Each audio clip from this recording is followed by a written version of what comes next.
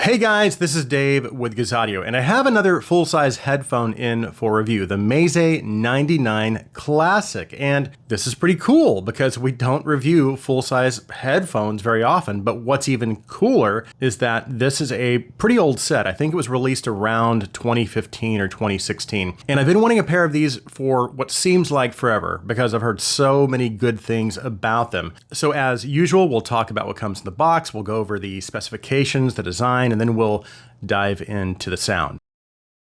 We have a lot to talk about, so let's get started.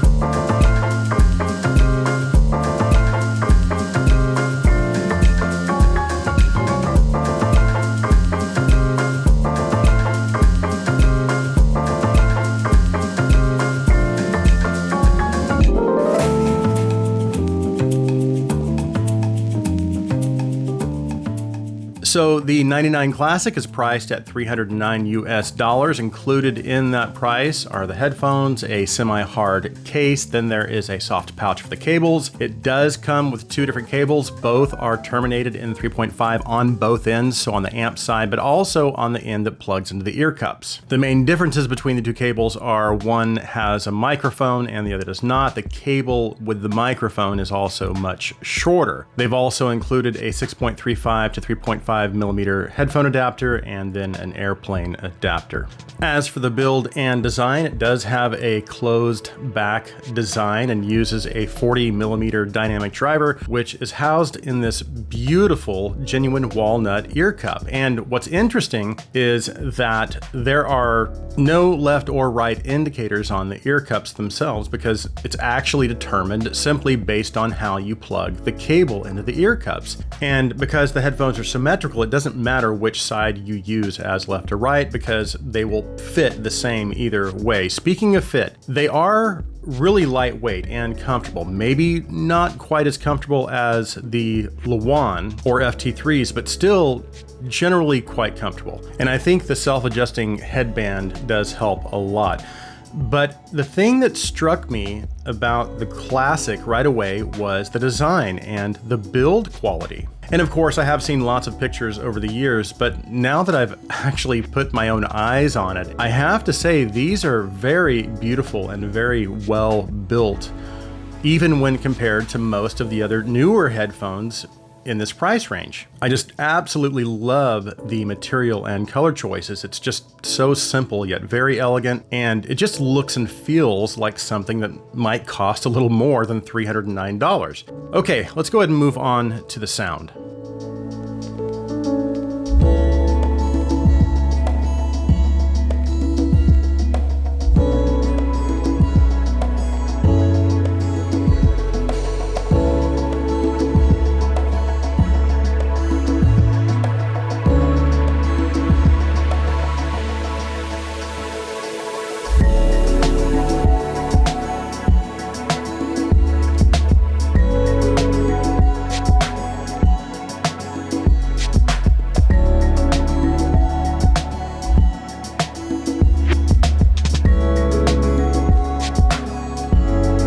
So let's talk about drivability really fast. So this is a fairly sensitive set. You're not gonna need much power to get the best performance out of these. I was able to drive them basically with all my dongles, even the ones with lower power output, including the little generic Samsung dongle. But as I'd mentioned in my opening, these have been around for several years, which means of course the landscape for this budget range has changed very dramatically since its release, but somehow these have managed to not get completely buried or drowned out in all the noise. And that's not something to be easily dismissed, because we all know that the industry has kind of evolved into this revolving door of new products and IEMs, and headphones that were released pretty recently are already considered outdated or irrelevant. Yet here, the Meze 99 sits on my review desk in 2024. So obviously that begs the question, why? Well, let's talk about that. So one thing I've heard about the 99 Classics over and over again is that it's bassy and warm, and I would agree, especially when compared to my other headphones in this price range, like the FT3, both versions, the Sivga Lawan, the Zeus Elite, or even the Sivga SV023 or P2 Pro. None of these have as much bass as the 99 Classic, and I would even say that the bass is probably the most dominating attribute of its tuning. And it definitely does have some warmth in the lower mids as well, but it's not as warm as I expected it to be, and its balance is not as tilted in favor of the bass as I expected either, because it still has what I feel is enough upper, mid, and treble presence as to allow vocals to shine through. It also gives cymbal strikes and percussive attack that needed energy to cut through. But I want to break the sound down just a little more, and we'll go ahead and start with the bass. So in terms of bass quantity, this is what I would consider to lean more fun and less neutral. So the emphasis is going to be on quantity and engaging the listener as opposed to transience and accuracy. That being said, it is cleaner than I expected because I am hearing some bass texture, and it's definitely not what I would consider mushy or overly bloaty sounding, and it's also giving me pretty decent dynamics and impact for this price point as well. Now, I did notice that as you move into the lower mids, while I would consider this to have a reasonably detailed mid-range presentation, there is no doubt some bass bleed that is affecting some of those details in instruments and vocals. But at the same time, it does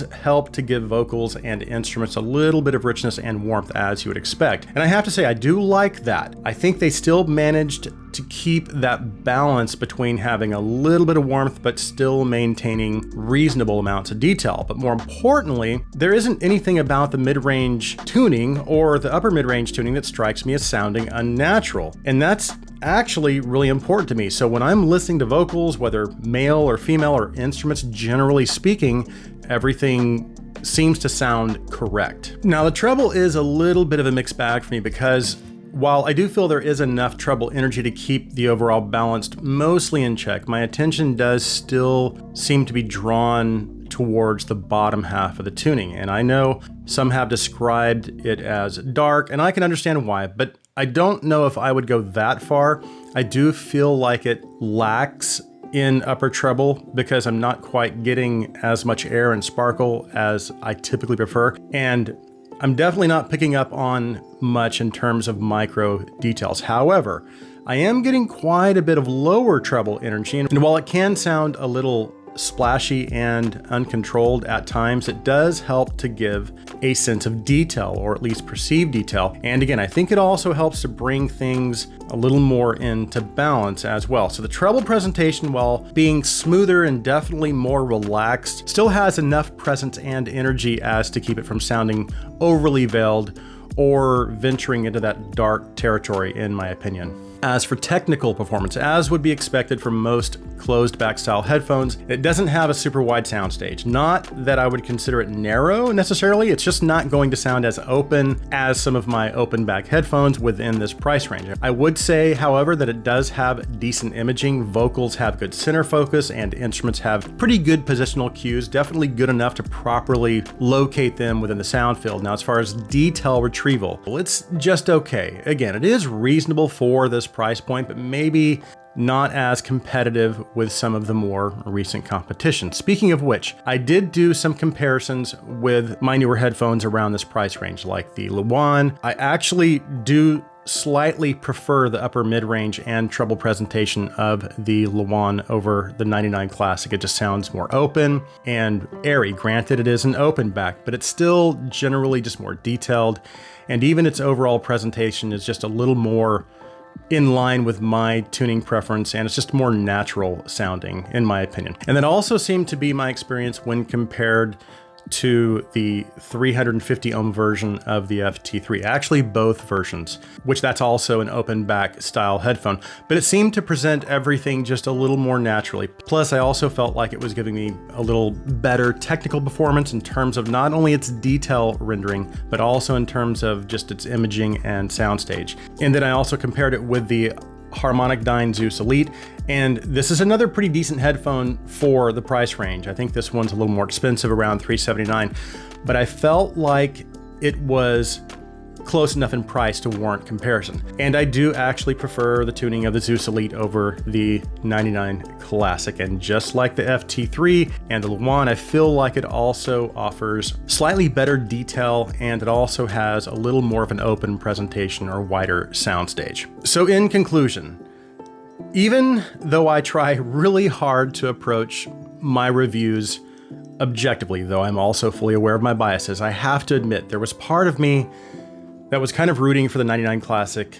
And that's not to say I was at all disappointed, because now that I've experienced the 99 Classic firsthand, I do understand why it's garnered the praise that it has. And I actually do still feel like it's relevant as far as just having it as part of my collection. And while it may not compete directly with some of the newer sets, I can definitely see how it could have been very competitive in its time. But none of that really matters, because the fact remains, it's still here. And maybe it's not the best headphone you can get at this price point, but there is no denying the impact, however big or small, that it's had within the community.